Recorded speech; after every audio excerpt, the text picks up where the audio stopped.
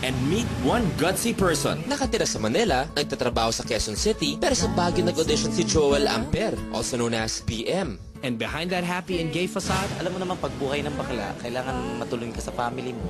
Family first. Naging performer na ako at ganito ang trabaho ko. As long as gusto mo akong laitin, wala sa akin. Hindi mo naman ako pinapakain eh. Hi, good evening, Miss Chris, Miss Ai. Anong name mo? My name is BM. Eh, anong gagawin mo? I'll be singing. Okay. PM, go! Thank you. Ganda nung...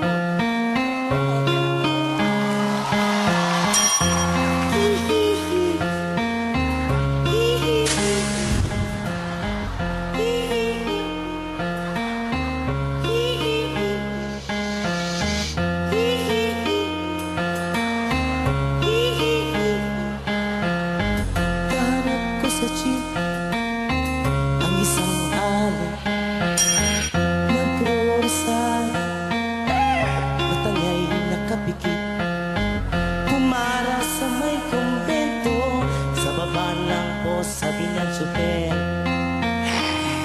kasi may nanguhuli, mura kayo ng murang alay.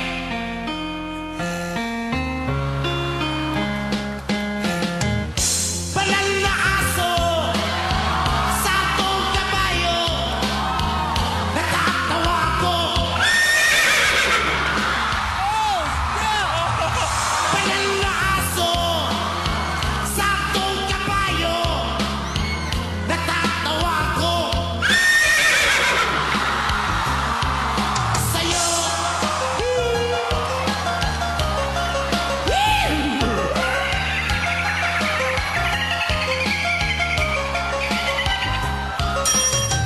Nangarang sa kalye ang isang lalaki, hininga ng pera ng batang bulu. Perfect horse sounds coming from a human being I have ever heard. Pagkain lang po sabi ng paslit, talagang di ba po pwede lumipat na pwestong lalaki? Everybody, banal na aso, santong kabayo, natatawa ko. Banal na aso, santong kabayo, natatawa ko. Sa'yo. Thank you.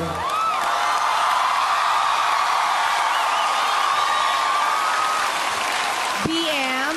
Yes, madam. Initials lang ba yung BM? Ano yun? Anong... Big mouth. BM, I have a question. Kanina parang may birds, di ba? So, kaya mong birds, kaya mo ang horse. Ano pang kaya mo?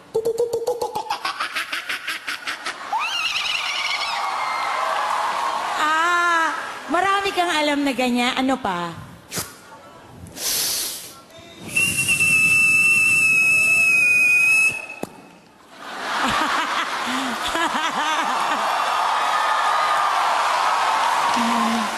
Alam mo,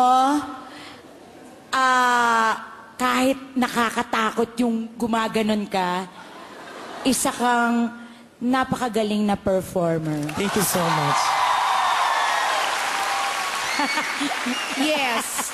Gumaganon. You are proof na, alam mo yung, the costume, of course, is stunning. But the performance is even more breathtaking. Thank you.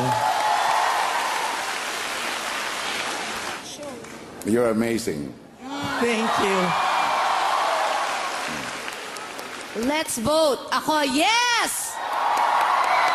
Absolutely, yes. That goes for me also. It's a yes. Thank you. Congratulations, BM. See you sa next round. Thank you. May tinatago palang kakaibang talent tong si Big Mouth. and because of that, Big Mouth got big yeses from the judges.